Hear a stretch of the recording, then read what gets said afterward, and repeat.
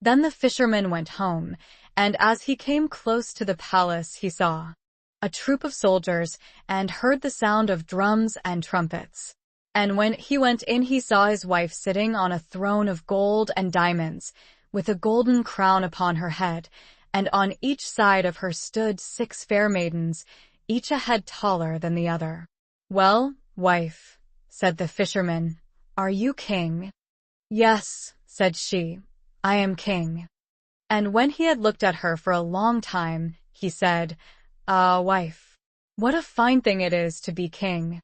Now we shall never have anything more to wish for as long as we live." "I don't know how that may be," said she. "Never is a long time. I am king, it is true, but I begin to be tired of that, and I think I should like to be emperor." "Alas, wife, why should you wish to be emperor?" said the fisherman. "Husband," said she, "go to the fish. I say I will be emperor."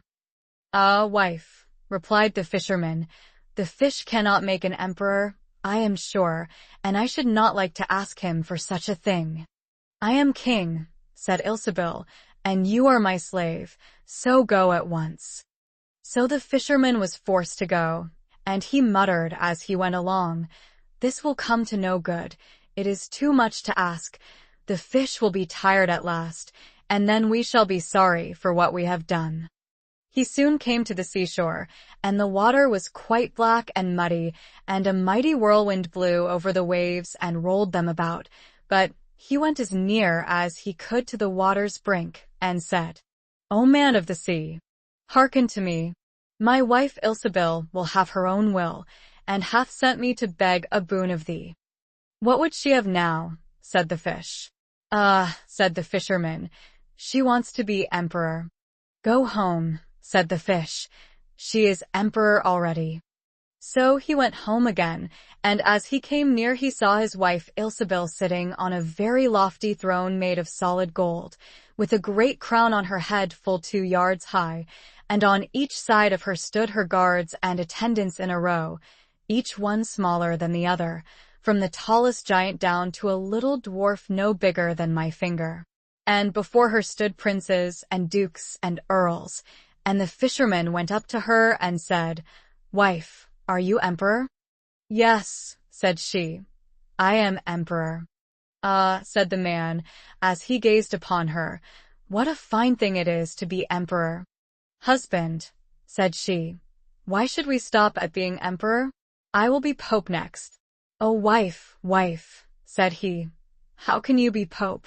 There is but one pope at a time in Christendom." "Husband," said she, "I will be pope this very day." "But," replied the husband, "the fish cannot make you pope." "What nonsense," said she. "If he can make an emperor, he can make a pope. Go and try him." So the fisherman went. But when he came to the shore the wind was raging and the sea was tossed up and down in boiling waves, and the ships were in trouble and rolled fearfully upon the tops of the billows. In the middle of the heavens there was a little piece of blue sky, but towards the south all was red, as if a dreadful storm was rising. At this sight the fisherman was dreadfully frightened, and he trembled so that his knees knocked together, but still he went down near to the shore, and said, "O man of the sea, hearken to me. My wife Ilsebil will have her own will, and hath sent me to beg a boon of thee." "What does she want now?" said the fish.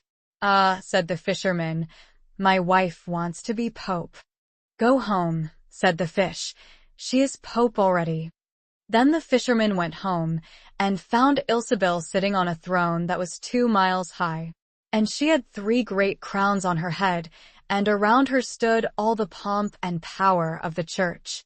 And on each side of her were 2 rows of burning lights, of all sizes, the greatest as large as the highest and biggest tower in the world, and the least no larger than a small rushlight. "Wife," said the fisherman, as he looked at all this greatness, "are you pope?" "Yes," said she, "I am pope."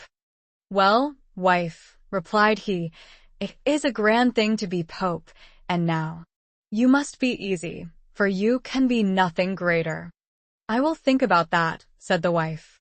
Then they went to bed, but Dame Ilsebil could not sleep all night for thinking what she should be next. At last, as she was dropping asleep, morning broke, and the sun rose. Thought she, as she woke up and looked at it through the window, "After all, I cannot prevent the sun rising." At this thought she was very angry, and wakened her husband, and said, "Husband, go to the fish and tell him I must be lord of the sun and moon." The fisherman was half asleep, but the thought frightened him so much that he started and fell out of bed. "Alas, wife," said he, "cannot you be easy with being Pope?" "No," said she, "I am very uneasy as long as the sun and moon rise without my leave. Go to the fish at once." Then the man went shivering with fear, and as he was going down to the shore a dreadful storm arose, so that the trees and the very rocks shook. And all the heavens became black with stormy clouds, and the lightnings played, and the thunders rolled, and you might have seen in the sea great black waves, swelling up like mountains with crowns of white foam upon their heads. And the fisherman crept towards the sea, and cried out, as well as he could, "O man of the sea, hearken to me. My wife Ilsebil will have her own will, and hath sent me to beg a boon of thee." "What does she want now?" said the fish. Said he, "she wants to be lord of the sun and moon." "Go home," said the fish, "to your pigsty again."